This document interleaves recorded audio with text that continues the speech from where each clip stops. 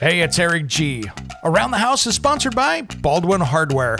For 75 years, Baldwin Hardware has been known for its first-class quality and craftsmanship in door and cabinetry hardware. As an alumnus of the Baldwin Hardware Design Council, I can say I have seen the details and quality from design to the finished product. If you're looking for a new style and old-world craftsmanship, I can tell you there is only one Baldwin Hardware. Check out what would look great in your home at baldwinhardware.com. It's Around the House. It still amazes me that people use carpeting in their house. Carpeting, first and foremost, is usually the most evil material you can surround yourself with.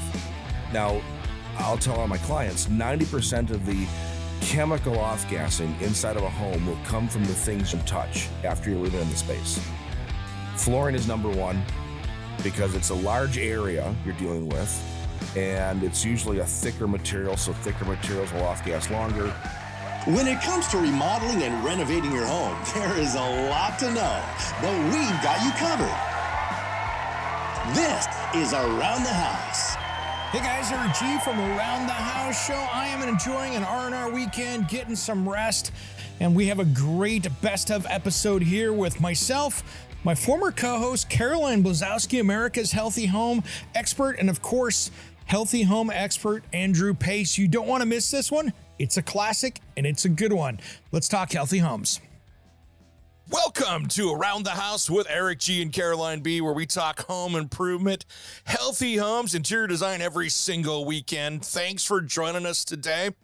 Caroline and I have a special guest in the studio today, right, Caroline? I am stoked. I am so excited. One, I consider him a friend, so I put him in the friend category, but he's also a colleague, and he's also an amazing healthy home consultant. So I'm thrilled to have him, and I look up to him for advice. So yay, hey, here he is, Andrew Pace. Wow, thank you very much for that introduction. I hope I can live up to that. Yes, you can, of course. It's all true. So if you don't know who Andrew Pace is, he is a legend out in the green design, green building world. And let's talk about you for a minute. So since this is the first time on Around the House, let's build the story. All right. I guess my best way to go is my background. I got out of school.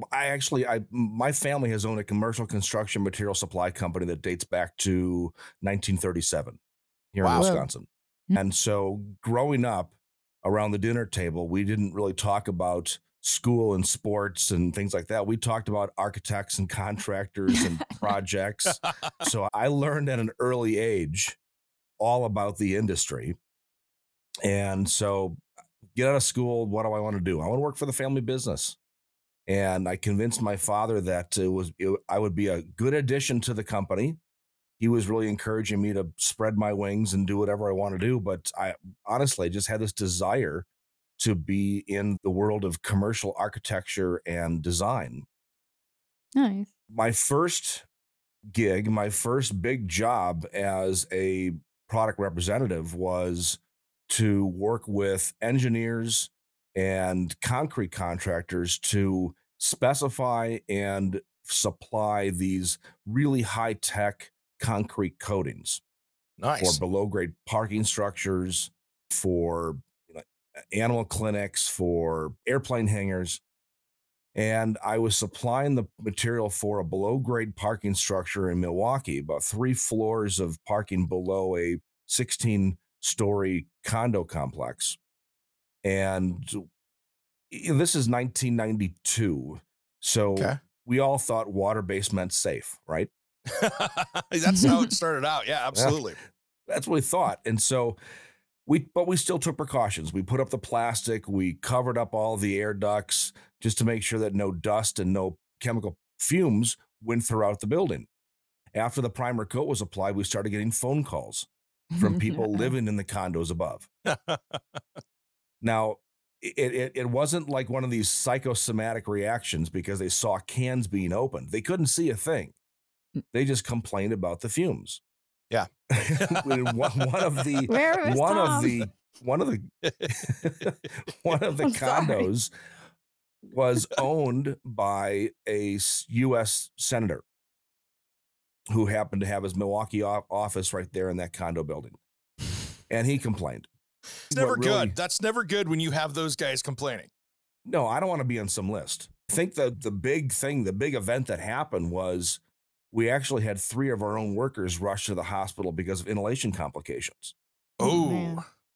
So if you think about the curing process, and of course I was 22 years old, I wasn't thinking about curing processes. You were thinking about whiskey and scotch. I know you. I was getting there. And so at that point, I learned about the curing process. And what happens is during the curing process, the coating actually takes oxygen out of the air. And it's replacing it with this solvent. And so our workers couldn't breathe because of the coatings we were providing. Put the job on hold, ran around the country, called every person I knew in the industry see if they can solve this issue. And we found a very small company in California called AFM, American Formulated and Manufacturing.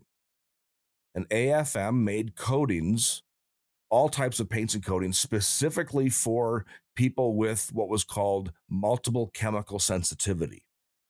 And we found some products they had, we finished the job, but this was literally the life-altering moment for me, because I thought, if this company exists that makes these non-toxic, common sense products, why doesn't the industry use these? Mm-hmm. I learned the lesson the hard way, that the industry didn't care, and it, to the most point, still doesn't care. Comes down, especially on those big projects like that, it comes down to dollars and cents. Yes. If that, and I've done high-rise condominium projects that are 43 floors before. I was working on that for 2 years. And so I've been in that same boat where if it costs them $4 more on the entire project, that's $4 they don't have to spend. Exactly right. And it's commercial construction too. So in residential construction, when you're working with a homeowner, it's their pocketbook. They can decide, we're going to spend a little bit here, a little bit more here, a little bit less there. They can modify their spending a little bit differently in commercial work, because you're dealing with a board of directors, you're dealing with major financing in a $50 million project. Yep. You're right. $4 more that's no bueno. They're not going to do it. Yeah. And then you've got the architect that's on board there. And the architect might not want to spec that product because they're not familiar with it. Correct. And they don't want to have to own that being spec'd. If there's a failure, there's a huge liability there. So it's an interesting project that's so different than residential construction, because you almost have to talk to the architect like they're the homeowner. And then the building owner's the bank.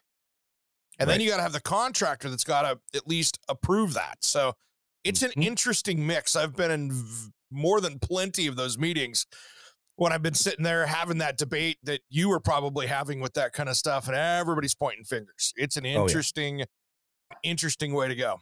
Andrew, you and I have never really talked about the liability standpoint, right? We always talk about like product selection and when we're talking about making it better for somebody. But now that we're having this one-on-one conversation, I'm thinking just in general in life, right? Whether it's a medical thing or it's a home thing, construction, this liability component really is a big thing, because I noticed nobody wants to take liability. Like, I just had this conversation. We were doing a mold remediation project, and they're like, okay, you have to write protocol for this because the mold remediation company doesn't want to take responsibility. So it's being pushed back to the consultant. So it's just, that is a big component. I think people, unless they know it, feel it, see it, feel confident that the company behind these big companies are going to take responsibility for the product, people get afraid to put it in. And you and I've never really talked about it from a liability standpoint, but I do think there is a big part of that there. Money is there, but also just not wanting to have to come back and repeat something.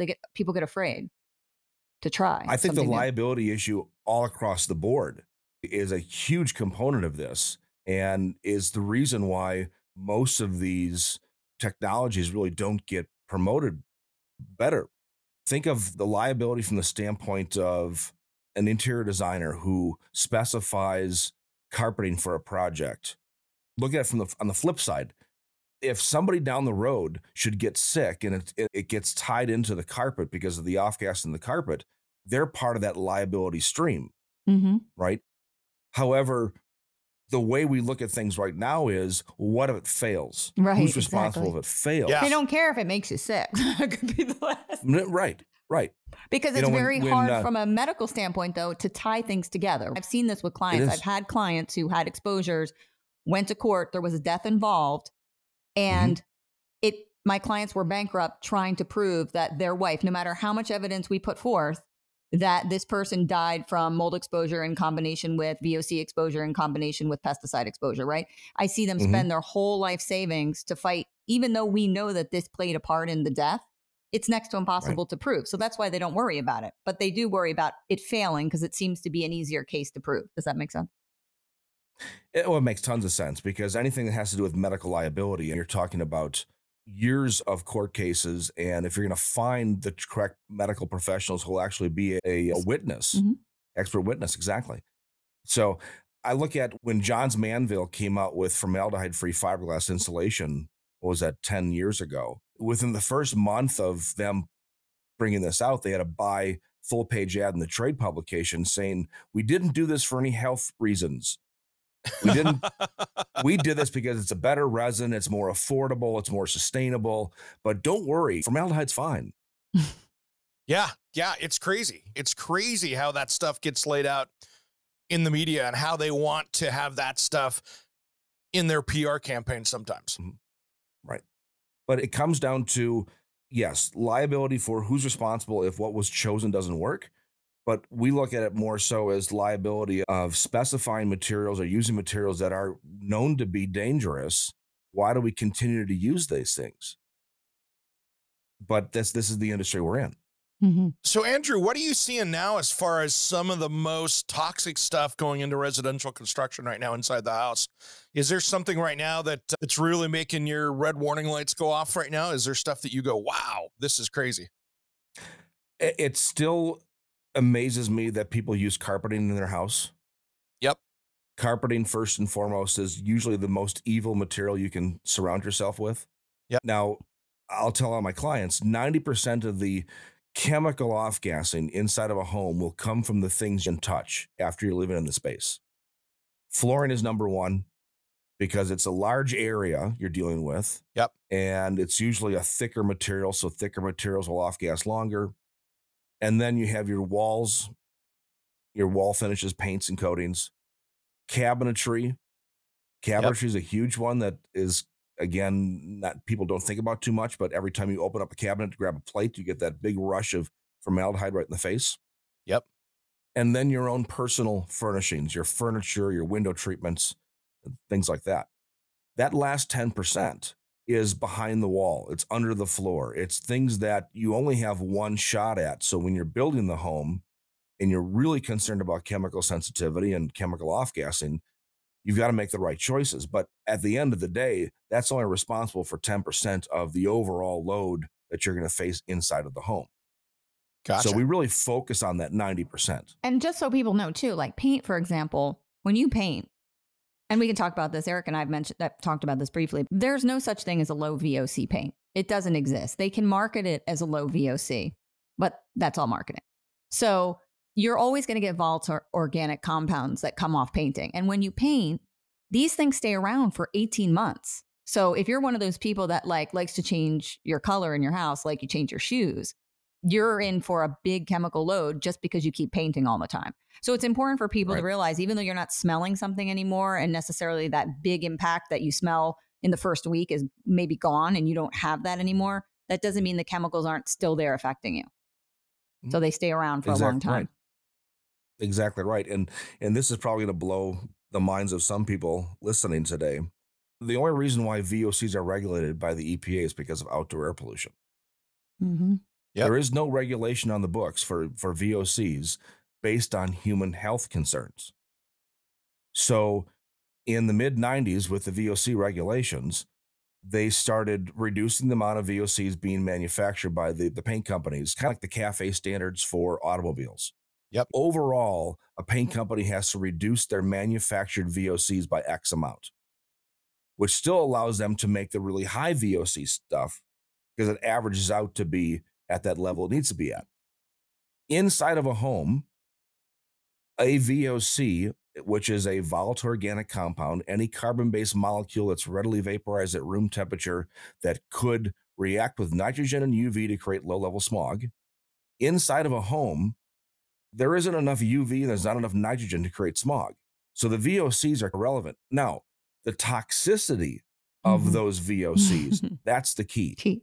And the industry uses the VOC number as a metric to determine whether something is safe or not. It's completely false, completely irrelevant. With the EPA, they have 37 or more now, what are called unregulated VOCs, that they have been given exemption by the EPA for manufacturers to use in their materials, because even though they're probably toxic, which is irrelevant to them, they don't actually create low-level smog, so they can use them. Ammonia, acetone, and butyl acetate are the three most widely used solvents in zero VOC paint formulations. Wow. See? Yep. So if I open up a can of acetone in my office building, within 15 minutes, everybody in this office building will have detectable levels of acetone in their liver. But yet that's deemed as zero VOC by the EPA and can be used in paint and not need to be disclosed. So I should be telling my doctor, no, it's not the whiskey, it's the acetone. Right. Yes, that's ethanol. We're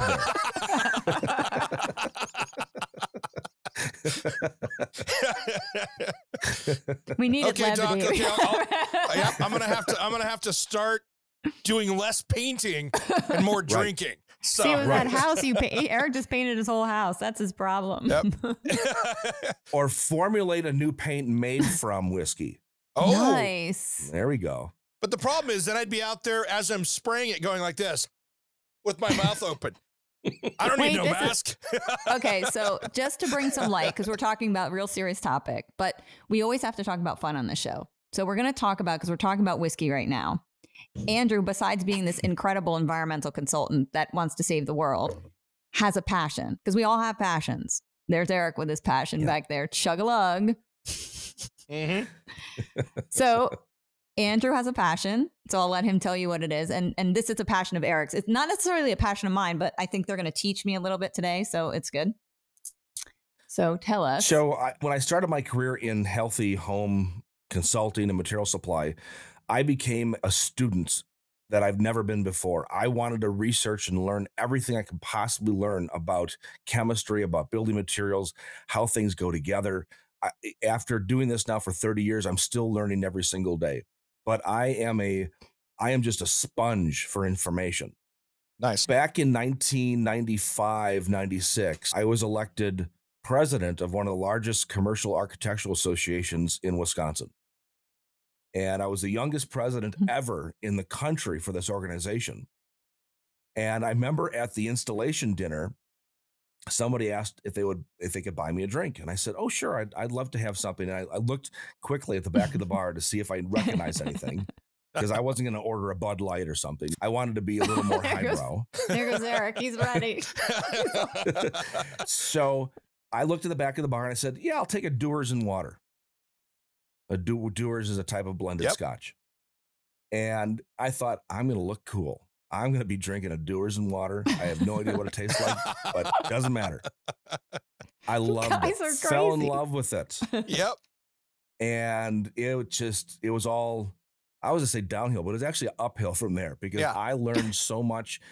A very good friend of mine, Frank, he was a Scotch snob. He was a Scotch lover. And he took me under his wing. He said, I'll teach you all about whiskey.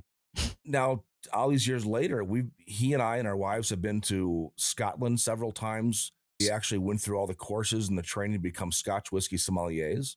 Nice. Wait, let's say that word again.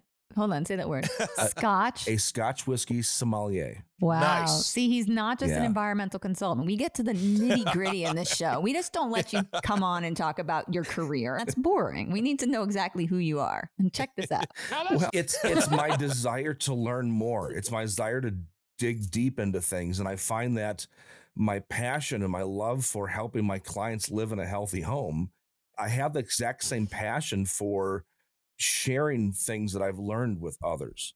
And I've learned so much about whiskey over the last 20 years that now I actually do private events. I conduct tasting events. So okay. it's that is my passion. As an amateur, because Eric knows stuff, because I know nothing. All right. Okay, what is the most important thing need to know as an amateur? And then you can tell Eric what he needs to know as a professional. Oh, boy. Professional drinker, that is. Okay, so here's what you need to know. Any way you like to drink whiskey is your way, and that's the right way. Don't let anybody ever tell you that you have to drink it neat, you have to drink it over an ice cube, you got to drink it with water. You drink it the way you like to drink it.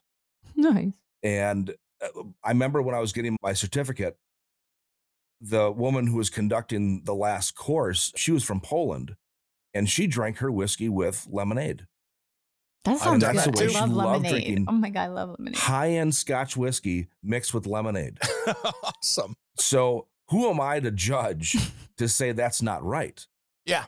Now, when I do conduct tasting events, I have everybody taste a whiskey for the first time neat, because you need to know what the spirit tastes like on its own. Sure. But then we call it the altered states of whiskey. You can add in a drop of water. You add in 1 drop of water, you look at the glass, and you can actually see the alcohol swirling. That's an exothermic reaction. The alcohol is actually heating up because of the water.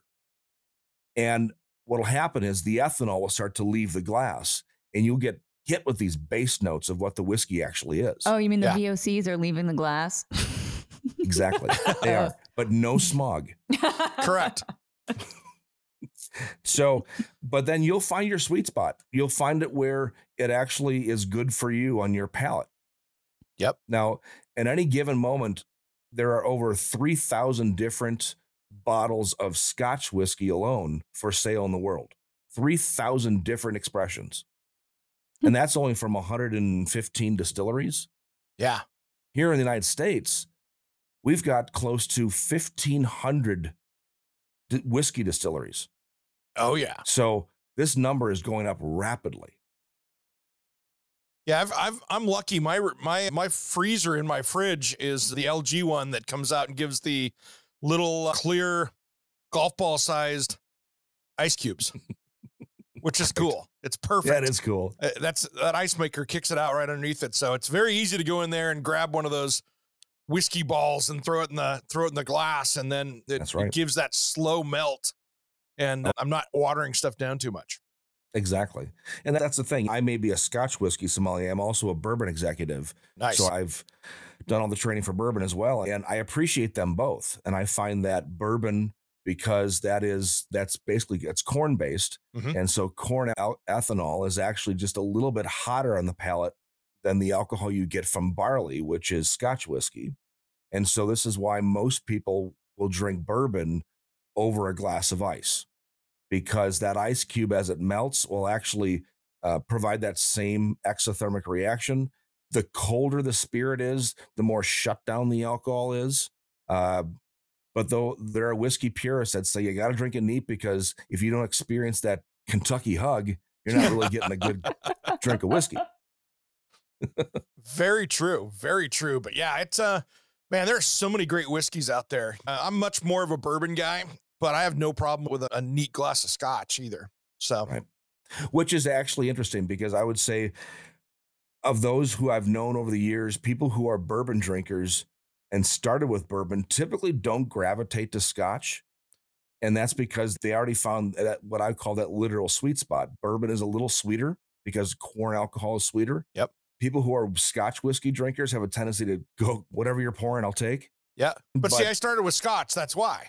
Oh, there you go. That's why. There you go.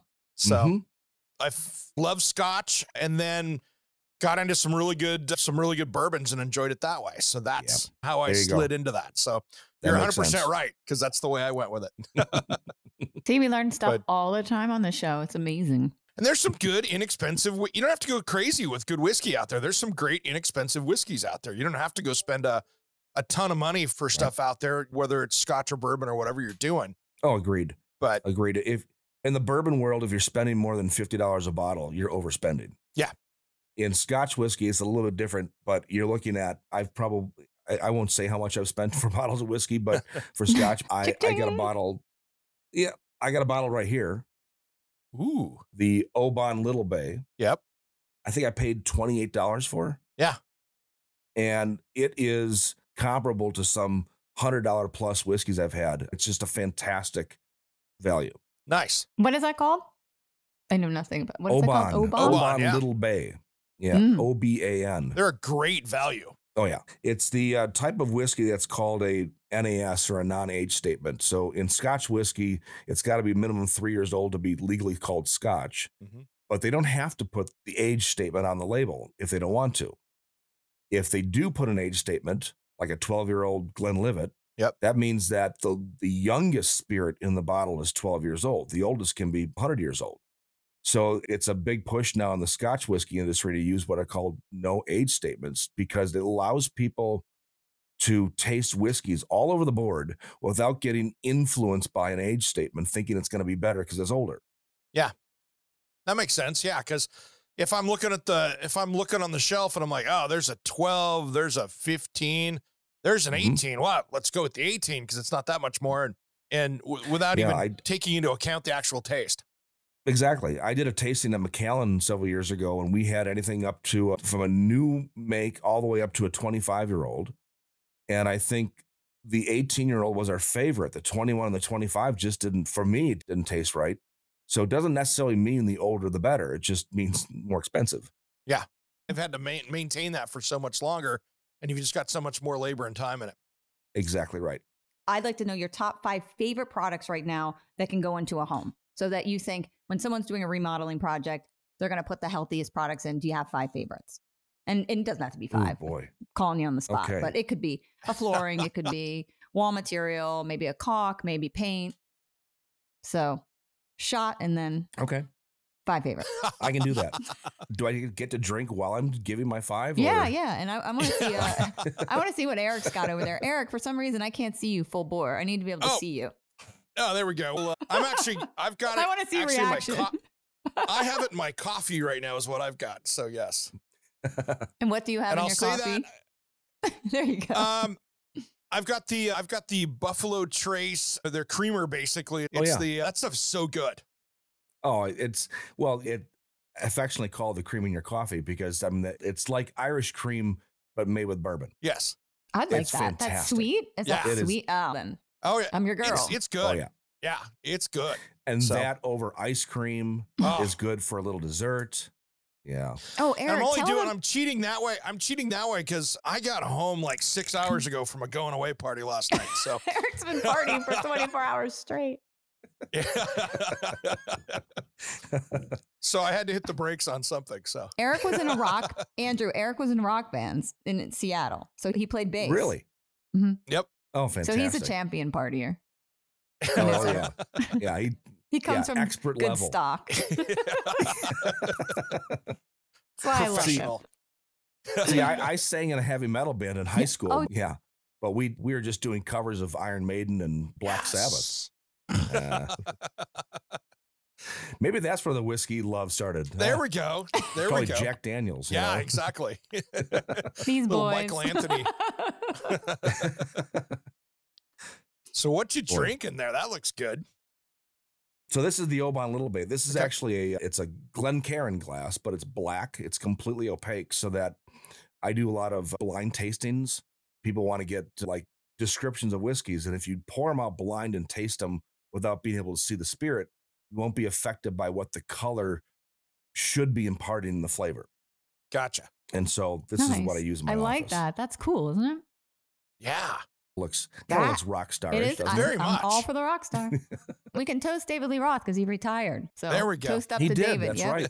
Poor David. I'm gonna miss him. Good for him. I loved him. It was time. Mm-hmm. It was time. He was done. Yep. So all right, top 5 materials. Let's see. I'm going to start at number 1 just because it's easier for me. So I mentioned before that the second biggest issue in the home is paint or any painted surface. We mentioned that zero VOC does not actually mean non-toxic. It just means it's better for the environment. When I got started in this business in 1992, the very first manufacturer I found was a company called AFM Safe Coat out of California. They still exist today as being the only manufacturer of paints and coatings that do not off-gas. They'll block the off-gassing of what's underneath.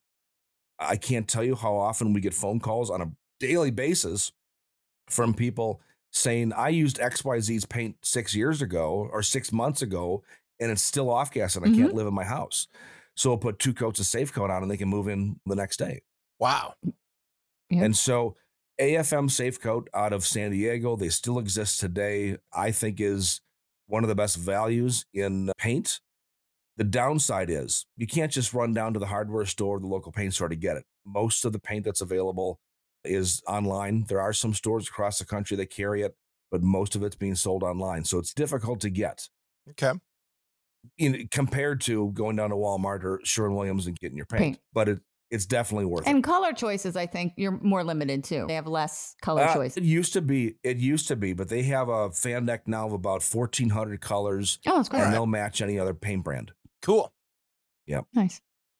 All right. Number 2 product, and I'm going to keep it in the coatings world, is a company called Caliwell.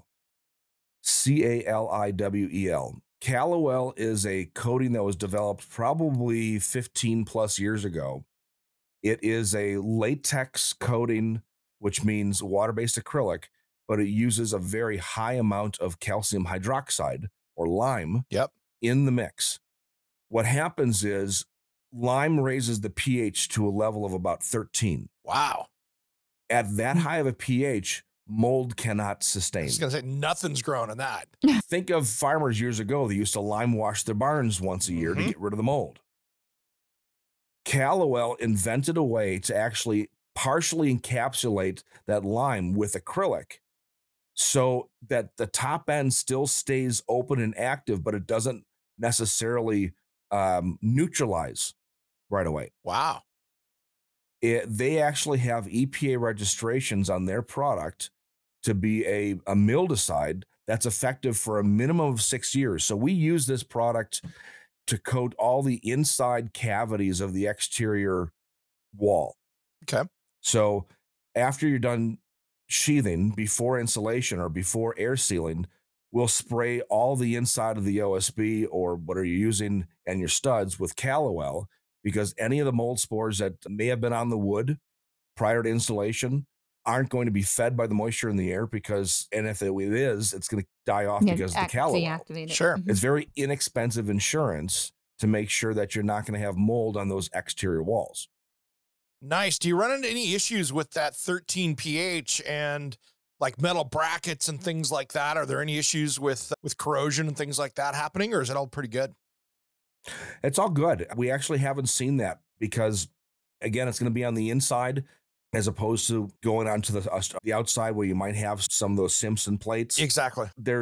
It doesn't necessarily penetrate into the wood. Okay. And so even though it's like a barrier versus it's not impregnating. Yeah, the acrylic acts as a barrier on the surface it goes onto, but the mold stays on the outside of it. Gotcha. Or the mold, the lime. The lime does, yeah. Yeah. And so if you think of during construction, the average home has about 400 to 600 gallons of moisture in the air just from the building process. Yep. And that's trying to get out. And it's going to go through switch plate covers and outlets and cracks and crevices and try to get out somehow. If it gets stuck in that cavity wall, it could, under the right circumstances, turn into a mold situation. Yeah, Andrew, I'm out in Portland, Oregon, so we have rains that hit from about October all the way into about June, where we could have literally 30 to 40 days straight of measurable precipitation, and you've got people building. So the problem that we end up having is that they end up sitting out there, and I can drive past, especially if it's a project's been delayed, for instance, or they're doing multiple times, they're waiting for the roofer to show up or whatever. Sometimes a house will sit there for 2 or 3 weeks as they're framing it, waiting for maybe more trusses to show up. And the OSB is on the outside looks like it's black. Right. Exactly. And they're throwing house wrap around it and off they go. And I'm like, oh boy. That actually brings up product number 3, a product that we don't sell, but I recommend all the time. It's the Huber Zip system. Yep. For exterior sheathing. The what you just described, Eric, is the problem on job sites all across the country, especially now because of labor shortages. Sure. Projects sit for days, weeks, months even with the sheathing and the house wrap up. What happens is wind-driven rain, that the house wrap starts to flap, the staples tear, and you get wind-driven rain right through that seam. Yep. The Huber zip system eliminates that as a problem. Nice. And we find that especially in a healthy home situation, the less moisture into the home during construction, the better off you're going to be in the long run for a variety of reasons. But it explain to the audience, because we have a lot of people listen to us that have no building experience whatsoever. So just explain to them what that system is and how it attaches to your house and how it's different than if you were just to build a normal everyday, normal construction home. I think a lot of people have seen the Tyvek house wrap over the last 20 years out there that they'll drive by and they'll say, hey, what's that white stuff that's wrapped around the building? Right. That's what I'd call the norm for people out there. But right. The traditional, but there's a lot of systems now out there. Right. There are a number of manufacturers now making these types of Tyvek type wraps.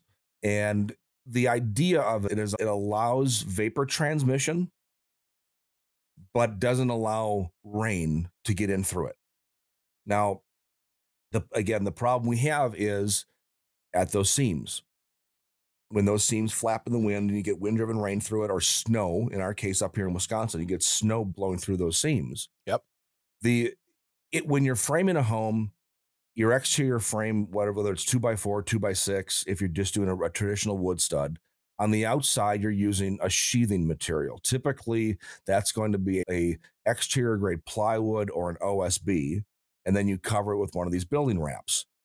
The Huber zip system is the exterior OSB, but it's factory treated with water repellents so that you can't get wind-driven rain going through the board. And then every seam for these 4x8 sheets is going to be either taped or flashed with a liquid flashing material, so it's completely sealed. And Huber has their own factory training to teach you how to install the system. So it's not available all throughout the country. There are pockets of the country where it's just not, either it's not well supported yet. The lumber dealers aren't supplying materials, are not doing good training. I've had a couple of projects on the East Coast in these areas where they're just not comfortable using it yet because they don't have good factory representation. In those situations, I'll actually switch people over to a product made by a company called Siga, S-I-G-A. They're a Swiss manufacturer of high-performance tapes and wraps, and they make a building wrap that you can use over traditional OSB, but it's a peel and stick membrane. So you get that positive lock at the seam. There's no worry about that flapping in the breeze. Caroline and I were talking here, probably 2 months ago, about some of the problems when you've got positive pressure inside the house, and then you're blowing the house wrap off of it at the bottom and actually letting snow and moisture back in because you've ballooned out the house wrap away from the structure. And now you've let a place for it to come back in. And that's using like an ERV, right? So people hear about bringing positive air in, bringing fresh air in. And a lot of these companies, we've all been hitting home on using ERVs. But now we're learning that an ERV can actually have a downside, right? The downside is it can actually create too much pressure. That building envelope that Andrew and Eric are talking about can actually expand like a balloon right off of your plywood. And now you've got this gapping that allows all kinds of moisture infiltration. So it's crazy, right? It's like it's like a giant rabbit hole we're in, Andrew. It's interesting because the industry has really gone towards this, what I would call high performance construction. Yeah. And which is green energy efficiency and so forth, material efficiencies and so forth. But it forgets about the human aspect. The industry wants metrics. They want performance metrics.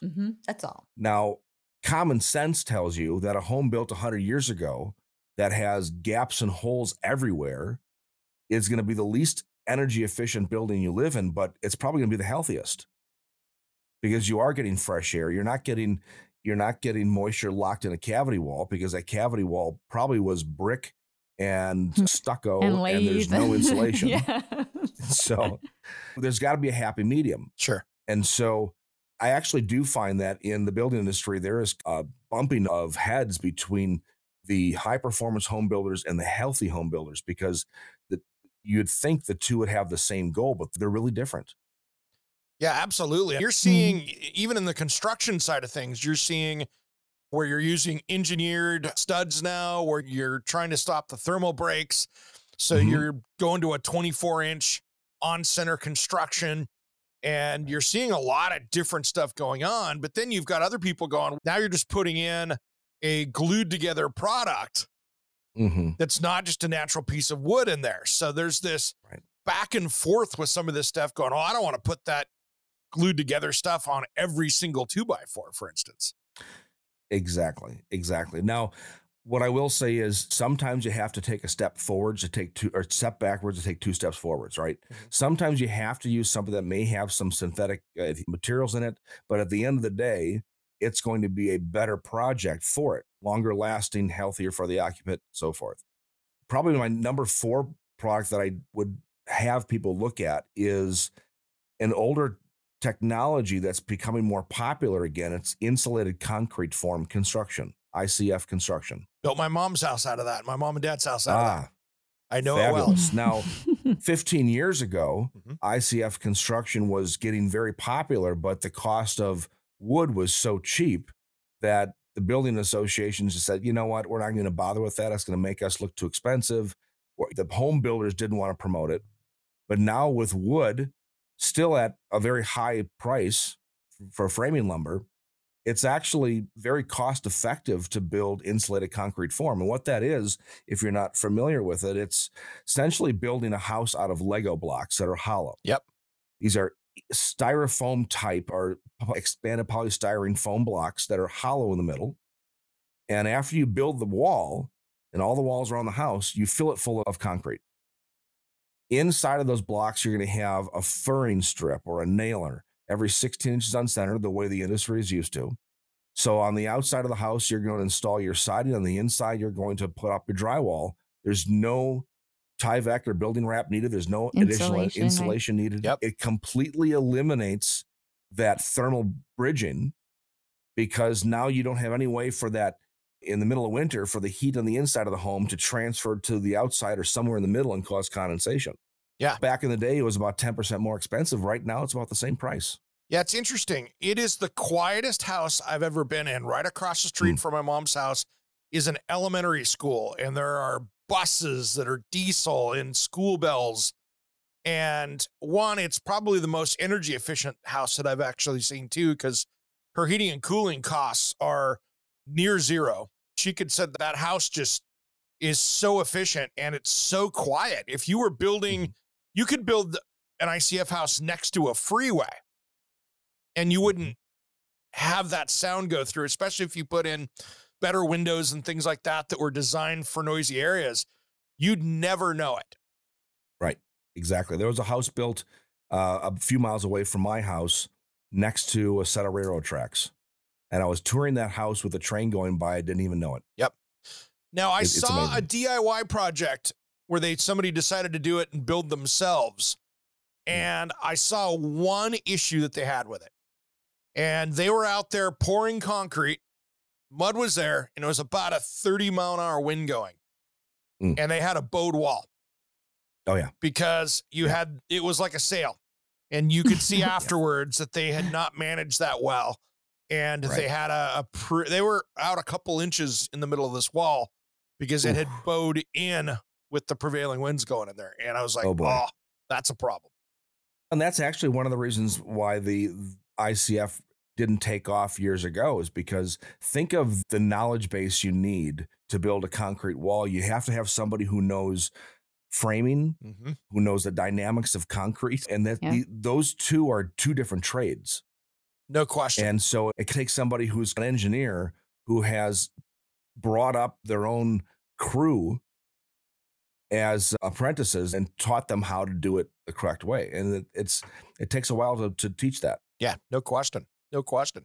And now that there's high performance concretes out there, there's even more stuff that you can do with some of these things with concrete these days. So it keeps getting a little more complex and a little more complex with the custom mixes you can do and some of that stuff too. You can add additives to concrete now to make it so moisture can't go through it. Unbelievable. And then you can also pour concrete that's completely permeable pavement. Yep. Use it for driveways. So just water just goes right through it. You never have to worry about salt pop outs or water damage whatsoever. Yeah. It goes right through it like a big sponge. It's cool. Exactly.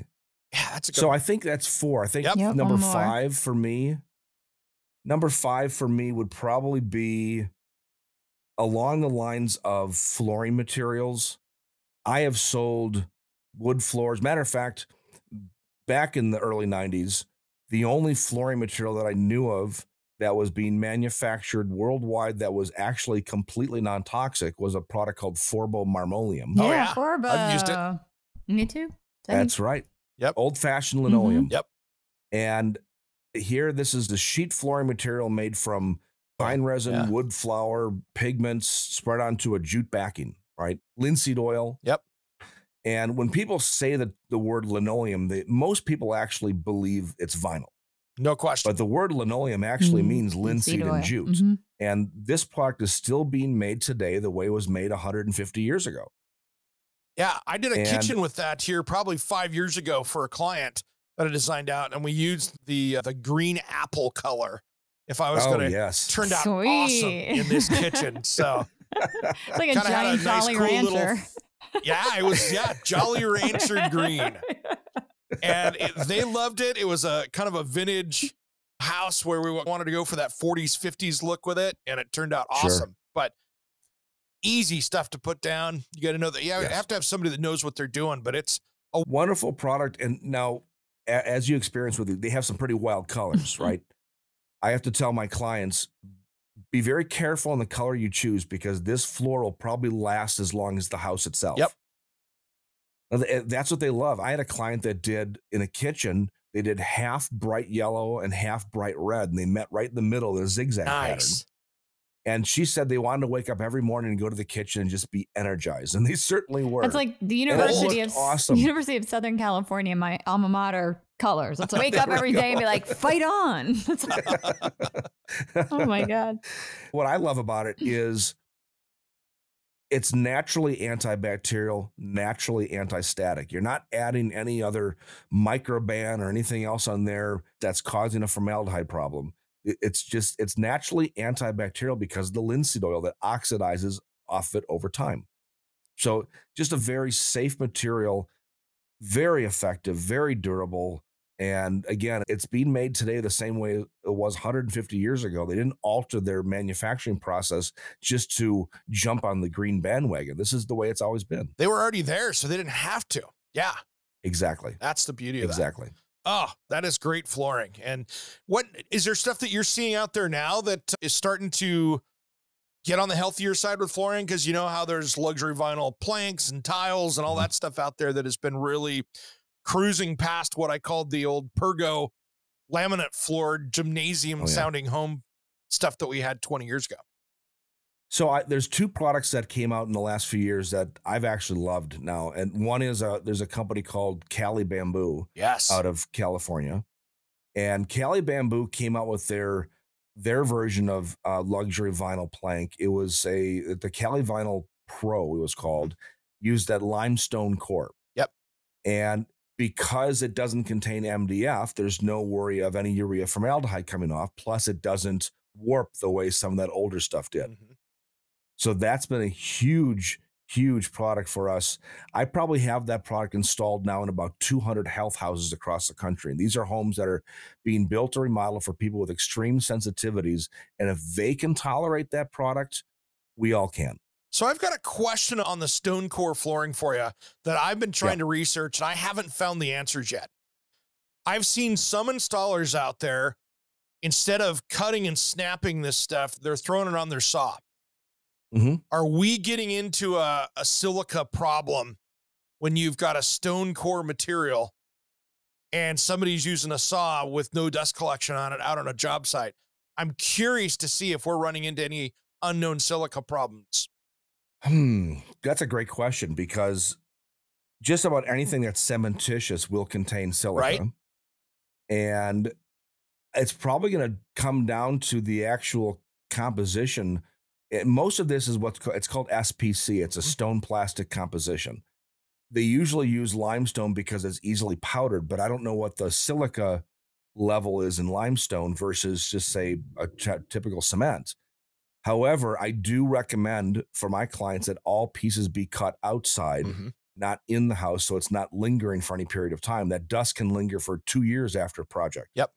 Andrew. So that is a great question. Wait, when I test, right, for particulate, one of the things that I always test for is silica. And when I say that every house, it's odd if I don't find it, has some sort of silica particulate in the air, some extensively higher that needs to be addressed. And I do find a lot of it comes out of byproduct of when people have done construction, it ends up in the ductwork and it's just never cleaned out. We know that it's just dirty construction materials. But then also there are things, believe it or not, that produce it. Things like ink cartridges off of printers, which is interesting because you wouldn't think of it. And so what people do is you have your home office, right? And you've got your printer right next to you. Some people have multiple printers and they're breathing it in. So that's a really big problem with silica. It's constantly in samples and we constantly have it.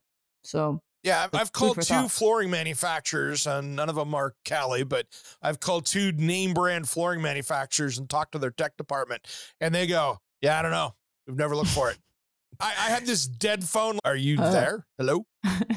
And you could hear them going, "Oh, we better get with legal on this too." But it was just this dead silence, and I'm like, "Huh, interesting.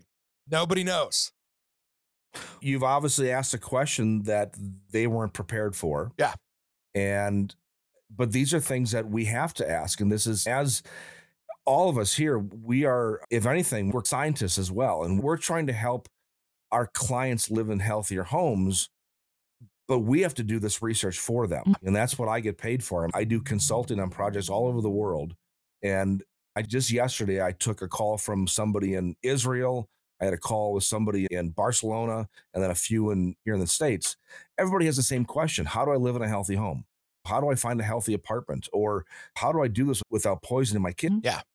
And that's why call a manufacturer. And that's why we all come together. This is the whole point of this show. And Andrew has his own podcast as well. But just bringing the specialists and putting us in this big pot and sitting down and saying, okay, look, let's all brainstorm together to figure out how we can educate people. And by doing this, we educate the companies because the companies listen to our show and they say, wow, this is important to people. We care about this. So it's like we brought up, that's the reason why I was calling, because I was thinking, okay, what if you had a contractor that was in there and he had a guy that was drilling a hole in a basement floor.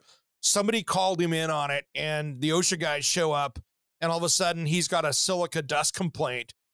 And maybe the flooring installer is upstairs who's actually creating a bigger problem than what's going on downstairs. And all of a sudden, all the air tests could be off because the flooring installer's up there with the chop saw knocking out flooring. Or just because they're off, Eric. I test silica all the time. And I'm telling you, it's a major problem in houses across the U.S. So it's just there. And where does it come from? Right.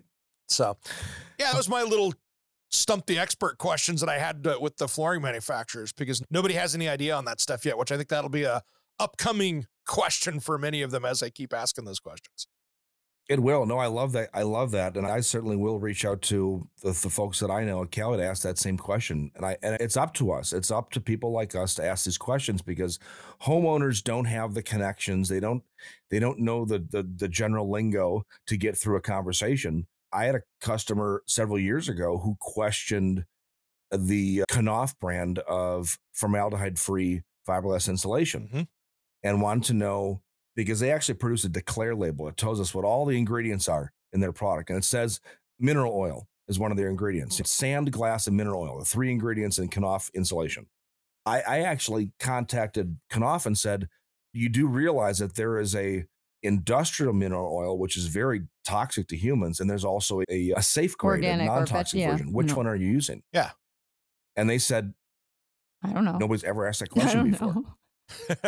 And if they don't know, I have an idea what they're using. Fortunately, they were using the safer version. Good. But they didn't even know it. They couldn't use it as a marketing tool. So they went back and they changed their declare labels to make sure it reflected the fact they're using non-toxic mineral oil. Wow. That's crazy. Yeah. That's crazy. So it pays to ask questions. Again, for most homeowners, they just don't have the knowledge base to start with. And so that's why they hire folks like me to make sure that I'm their advocate and I'm finding out for them. That is awesome. That is awesome. I know we're running long, but I have one question for him too, Eric. Oh, go ahead. And this is just like a personal question. So we're talking a lot about OSB. I'm a plywood person. I'm typically, when I build a home, I request that there's plywood used, not OSB.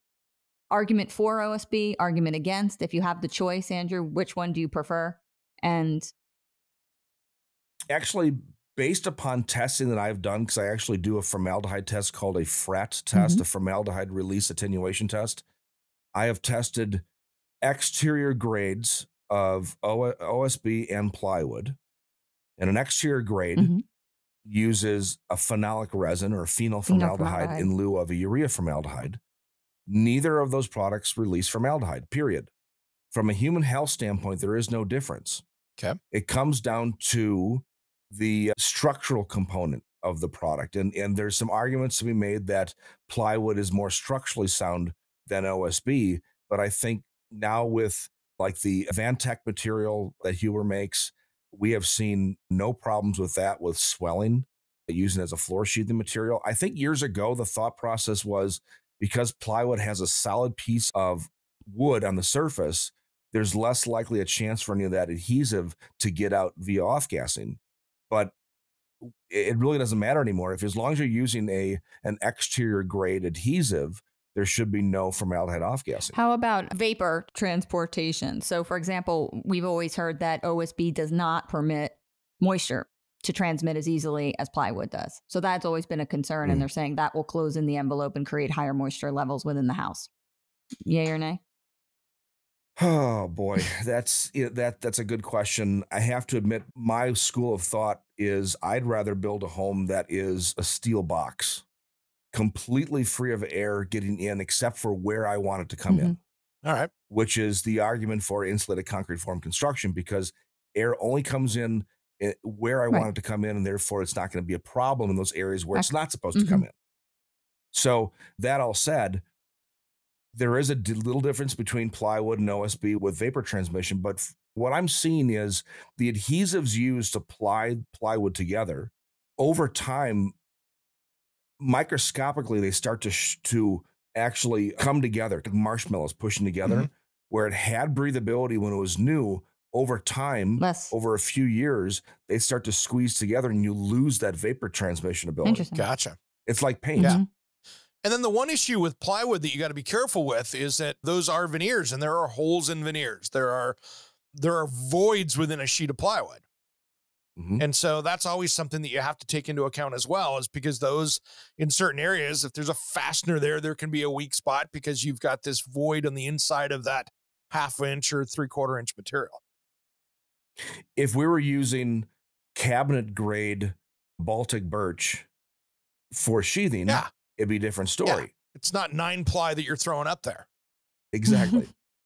So that's the other interesting point of that, is that I've had some pretty horrible 1/2 inch CDX before that I was using for sheathing on a roof. And I'm like, ooh, that's a little spongy for me. I don't like that. But that's the other reason, like Andrew's saying, we can pick and choose product. Like we go to a lumber yard, we know what we're looking at, right? A homeowner will just get something. And if somebody gives them, they're not a reputable contractor, and they give them, crappy wood, they're not going to know.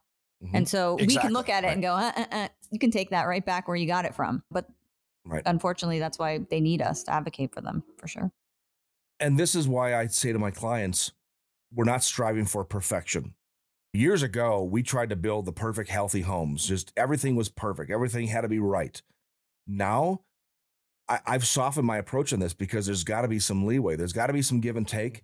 We strive for tolerance. Now, this is the reason why there is no such thing as a healthy home metric. There are green homes, energy efficient, sustainable, and so forth, mainly because the environment can't sue, humans can. So, a case in point, liability again. A friend of mine in the industry who is one of the pioneers in this industry, a fellow by the name of John Bauer, wrote several books on how to build healthy homes. His wife had extreme chemical sensitivity, wrote a book called Prescriptions for a Healthy Home. And people would buy his book. They would hire him as a consultant to build a healthy home. And they would say, you know what? It didn't work for me. And they'd sue him because it's his fault. Wow. So we have to say everything is based upon your own personal tolerance, but we've got to give some leeway, because we know that even if I buy the best product in the world, if the crew doesn't install it correctly, everything's out the window. Yeah. And vice versa. I can have the best crew in the world, but if it's a lousy product, it's still going to be a lousy product. So we got to have some leeway. We have to be able to be flexible with our projects and with our clients. So there is some room in case there's a big knot hole that dropped out of a piece of plywood. We know that it's, don't worry, we've got a piece of ice and water shield on the other side. It's taking care of it. No question. No question. So, Andrew, if people want to track you down, what is the best way to do that for our listeners out there? They go, okay, I want more. Best way is to go to the website, thegreendesignCenter.com. From there, you can look at the materials that I've been able to put together over my career that I know are healthier for the occupants. That's also a way to get right to my consulting services. I would probably spend 75% of my day consulting with clients all over the world, helping them not only build a healthy home, but just live in a healthier space. And although I've got 25 houses under construction right now across the country in various stages, most of my clients are people who are booking me for a 15-minute or a 30-minute conversation on try to find the healthiest hide glue for a wood application or something to that matter. Nice. They're looking for healthier materials. And you can go online and do a ton of research and still be confused. Or you can give me a call in a half hour. We'll probably have that figured out. So everything about me can be found at that website.